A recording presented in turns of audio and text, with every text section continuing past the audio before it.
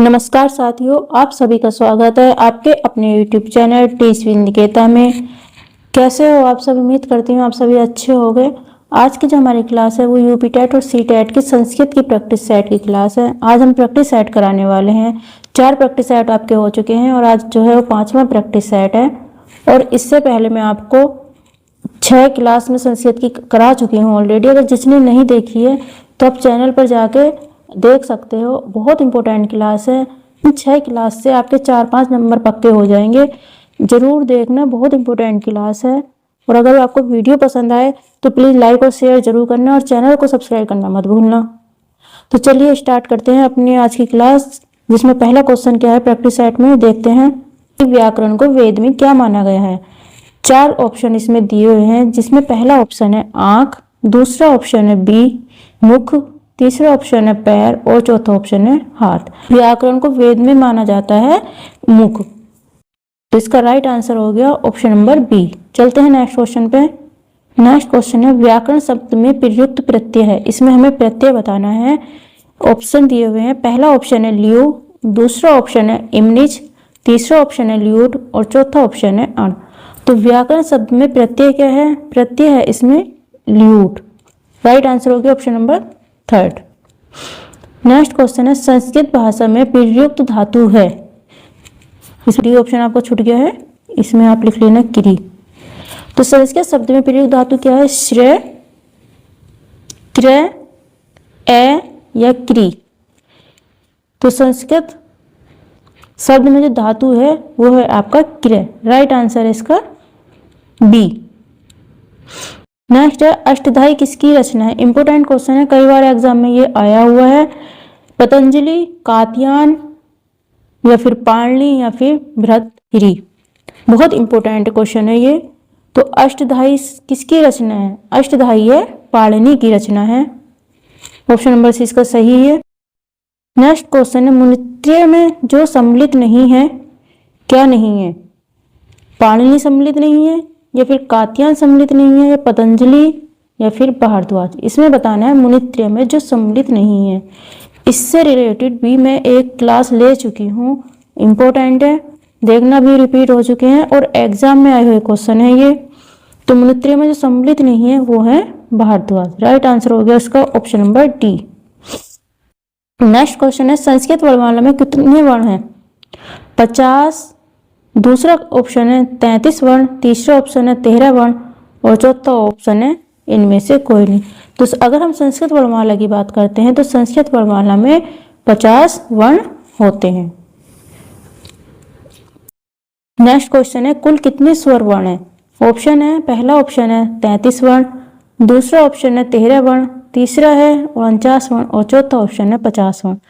अगर हम संस्कृत की बात करते हैं तो संस्कृत में कितने टोटल वर्ण होते हैं? संस्कृत में 50 वर्ण होते हैं वर्णमाला में, जिसमें से 13 जो होते हैं वो स्वर होते हैं। कितने होते हैं? 13 स्वर होते हैं।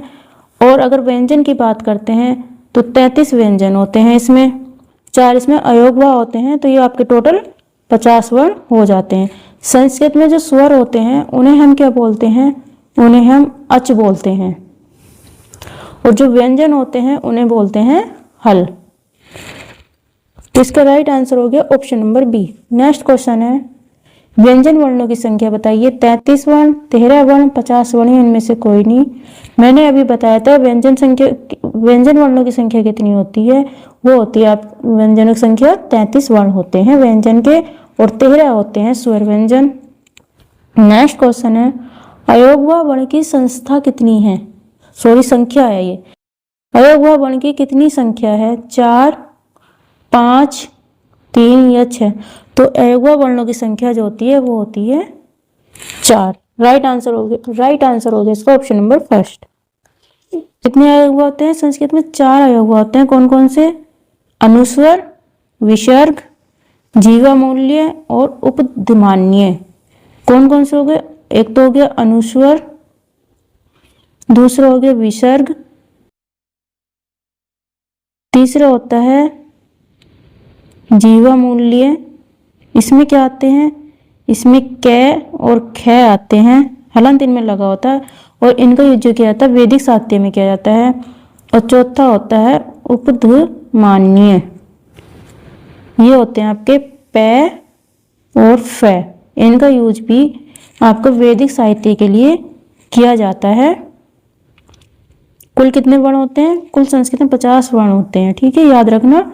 इंपोर्टेंट क्वेश्चन है, वर्णों में रिलेटेड, वर्णमाला से रिलेटेड इंपोर्टेंट क्वेश्चन है ये। नेक्स्ट क्वेश्चन है, निम्नलिखित में से संधिय स्वर है ए, ई, ओ, औ। दूसरा ऑप्शन है उ, री, रे। तीसरा ऑप्शन है ड, अण, ण, न, में।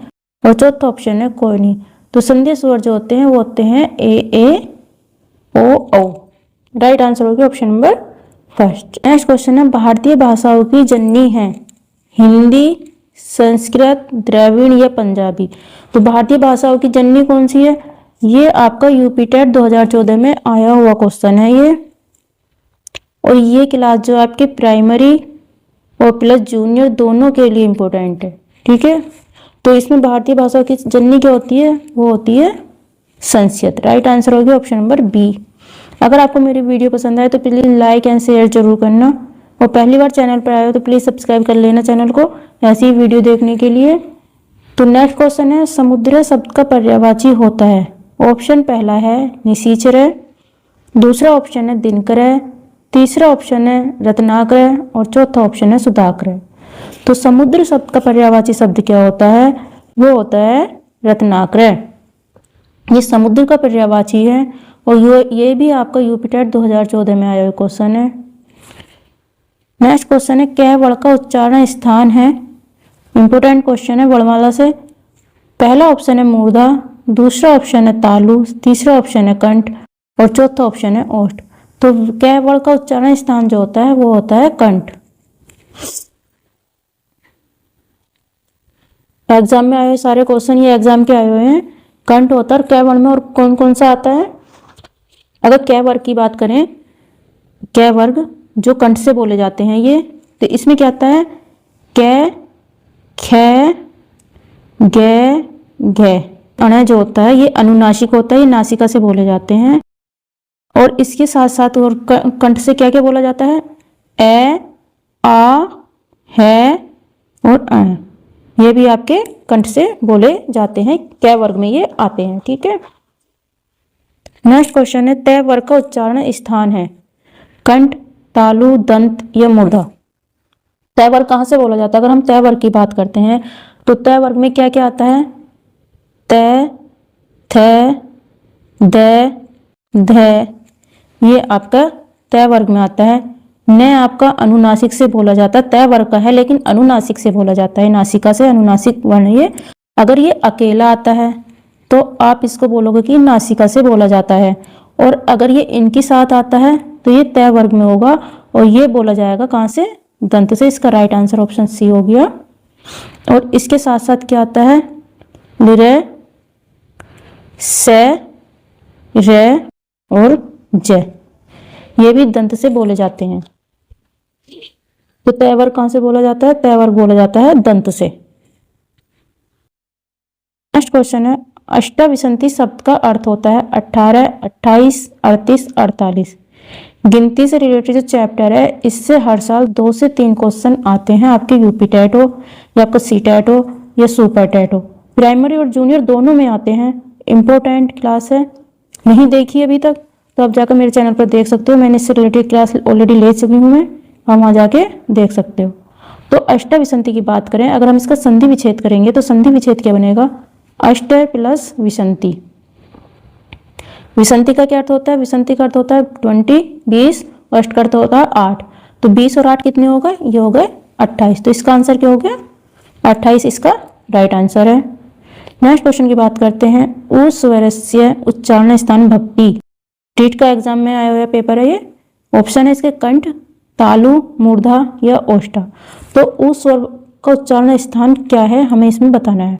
तो उस स्वर कहाँ से बोला जाता है? ये बोला जाता है ओष्ठ से। अगर आप बोल के ट्राई करोगे, अगर देखोगे तो आपको पता चल जाएगा ऊ, तो हमारे क्या फोटो से ये बोला जाता है। ऊ या बड़ा ऊ हो गया ना, ये आपके ओष्ठ से बोले जाते हैं। और जो आपका पै वर्ग होता है जिसमें क्या आता है? पै, फै, बै, भै और मैं, ये भी सब पै वर्ग जो है ये आपके ओष्ठ से बोले जाते हैं, इनका उच्चारण स्थान ओष्ठो होता है। ठीक है, एक उच्चारण स्थान क्या होता है? दंता, जीवा, मूर्धा या कंठा। तो री कहां से बोला जाता है? री जो बोला जाता है ये मूर्धा से बोला जाता है। कौन से वर्ग का है? ये ट वर्ग का है। ट वर्ग के जो वर्ण होते हैं ट, ठ, ड, न, ढ और अण, ये हो गया। और क्या बताया था मैंने ट वर्ग में? ऋषि, श, ये सब कहां से बोले जाते हैं? ये सब मूर्धा से बोले जाते हैं। तो इसका राइट आंसर हो गया option number C. Next question है च वर्ग उच्चारण स्थान भक्ति। च वर्ग का उच्चारण स्थान होता है मुखम, हस्तो, तालु, दंता। अब च वर्ग की बात कर लेते हैं। तो च वर्ग में क्या क्या आता है? च, छ, ज, झ और अन, ये आपके च वर्ग में आते हैं। और इनके साथ साथ जो आता है वो होते हैं आपके छोटी ई हो गई, बड़ी ई हो गई, और श और ये भी आपके क्या है? ये च वर्ग के साथ ही आते हैं। ये सारे क्या च वर्ग के साथ साथ ये वाले वर्ण भी जो है ये कहाँ से बोले जाते हैं? ये तालु से बोले जाते हैं। और इसका जो सूत्र होता है वो होता है इच्युन शाना तालु। कभी कभी क्या है इसका सूत्र जो होता है वो होता है, अब हम इसके सूत्र की बात करें, इच्युष तालु, ये इसका संस्कृत में सूत्र है तालु का, जो च वर्ग के वर्ण बोले जाते हैं। इसे भी याद कर लेना आप, ये भी कभी कभी एग्जाम में पूछ लिया जाता है। नेक्स्ट क्वेश्चन, थ व्यंजन उच्चारण स्थान भक्ति। तालु, मूर्धा, कंठ, दंता। तो पहले तो ये देखो, पहले तो ये देखना है कि थ जो है ये कौन से वर्ग में आता है? ये आता है आपके त वर्ग में, त, थ, ध, न। ठीक है, तो कहां से बोला जाता है? ये बोला जाता है त वर्ग जो होता है ये दंत से बोला जाता है। कितने वर्ग होते हैं? 5 वर्ग होते हैं, क, च, ट, त और प ये होते हैं। इनको हम सब क्या बोलते हैं? क, च, ट, त, प, ये 5 वर्ग होते हैं। ये बोला जाता है क वर्ग कंठ से, च वर्ग बोला जाता है तालु से, ट वर्ग बोला जाता है मूर्धा से, और त वर्ग बोला जाता है ये दंत से, और प बोला जाता है ये ओष्ठ से। ठीक है, ये आपको याद रखने हैं, ये हिंदी और संस्कृत दोनों के लिए इंपॉर्टेंट है। तो फ्रेंड्स, ये आपको संस्कृत का प्रैक्टिस सेट था। अगर आपको वीडियो पसंद आई हो तो लाइक और शेयर करना, चैनल को सब्सक्राइब करना मत भूलना, और अपना स्कोर भी कमेंट बॉक्स में मुझे बता देना। मिलते हैं आपको नेक्स्ट क्लास में, तब तक के लिए bye bye and thank you so much.